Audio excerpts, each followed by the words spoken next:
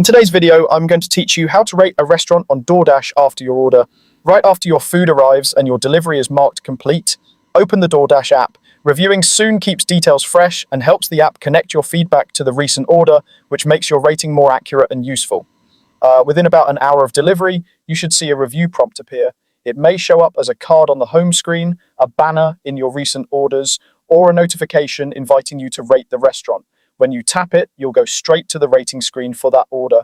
Use the 1 to 5 star scale to reflect your overall experience with the restaurant, not the driver. 5 stars signals you are very satisfied. 4 stars means it was good with a little room for improvement. 3 stars is neutral or mixed.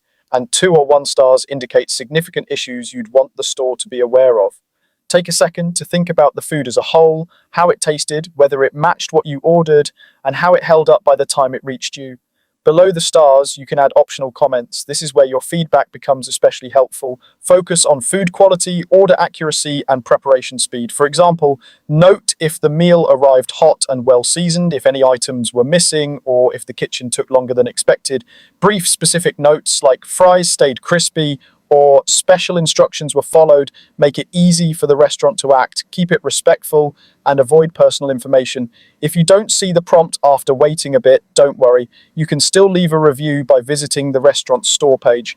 From your past orders, open the store tied to that order or search the restaurant and select it. On the store page, tap to review and submit your stars and any comments. This route is handy if you accidentally dismissed the prompt or it never appeared. One important note, restaurant ratings are separate from driver ratings. Your comments here will be used to evaluate the food and the store's preparation, not the delivery experience. If you want to rate your dasher, do that in the delivery rating prompt tied to the courier, which appears separately. That's all there is to it. A quick star rating and a clear comment go a long way, helping restaurants improve and helping other customers order with confidence. Thanks for watching and happy ordering.